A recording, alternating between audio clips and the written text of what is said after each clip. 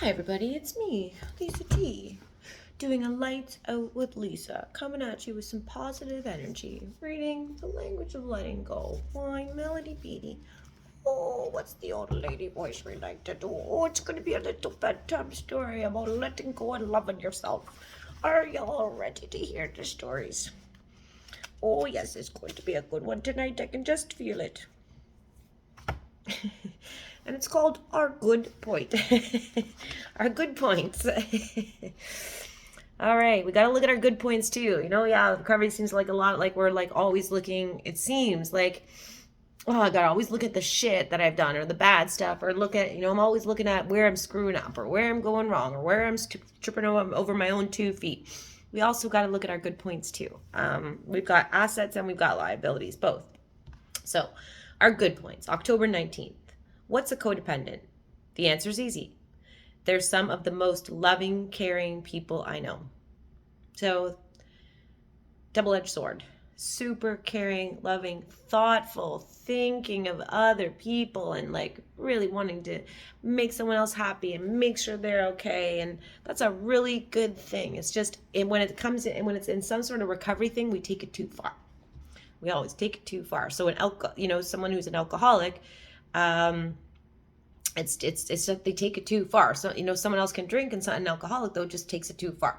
A gambler, people can gamble, they buy scratch tickets, whatever, but then a gambler just takes it too far, to where it gets them in trouble in some way, shape, or form, and it hurts other people around them or themselves.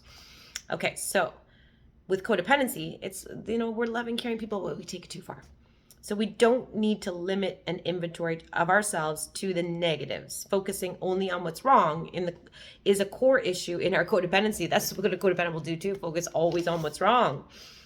Looking for what's wrong sometimes. Sometimes I can find myself, it's like, oh, stop that. It's like, there's all these good things. It's like that old saying, the 100 people in the room and everyone says like, wow, you look amazing. And one person says, ooh, what's with that dress? And like, we focus on that. That's like a natural, kids, that happens with kids all the time in schools.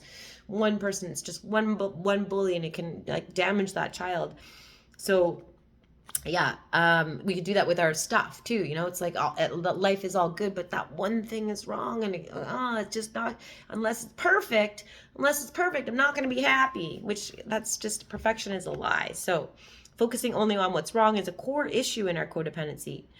Honestly, fearlessly ask, what's right with me? What are my good points? I have lots of good points. Okay, it's really sad that I spent a lifetime beating myself up and like not seeing good. It's like I really have to fight to like be proud of who I am. I have to fight for that, to be excited about who I am, to see the good in my life, to see the good in myself. I have to fight for that on a daily basis. So that piece of me, there's this codependency piece that focuses on the negative.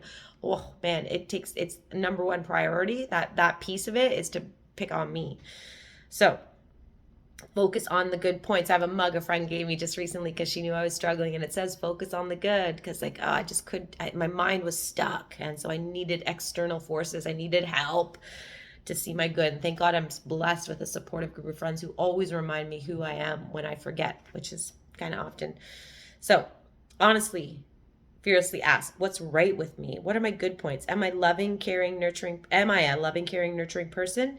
We may have neglected to love ourselves in the process of caring for others. I just wrote a thing today, and I could feel God telling me, take care of yourself this morning. Like he's like, please take care of yourself. Do what's good for you, like stretching and your meditation and good food, and take care of you, kid. He was like, take care of you. You take care of everybody else all the time. Take care of you.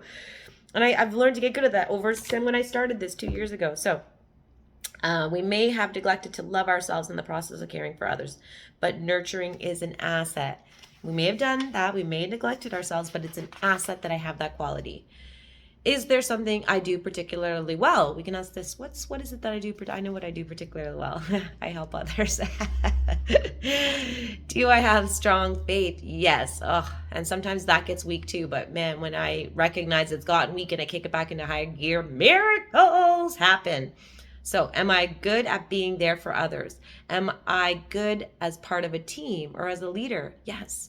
Do I have a way with words or emotions? Yes, I did this Akashic readings a couple years ago, and she said, And all, excuse me, all she knew was my birthday. We did it over a Zoom thing, so I threw an email. So she didn't know anything about me except a couple of little like birth date and name or something and date. Yeah, and she's like, She said you have a special gift of articulating things where it's a really complex idea, but you have a way of articulating it where everyone can understand, no matter who you're talking to. You find a way to make that person understand. You find a way to make. And I was like, yeah, that's true.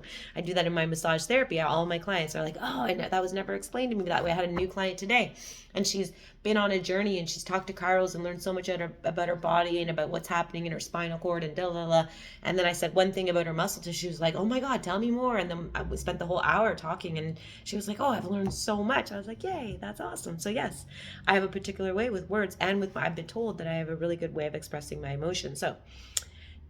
So you probably do too if you're codependent. Do I have a way with words or with emotions?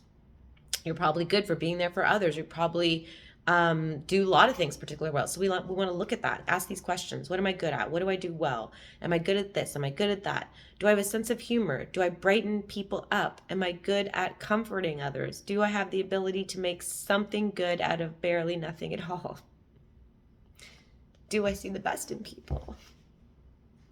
It's making me cry because I'm a really great person and I can say yes to a lot of those questions. So why am I so hard on myself?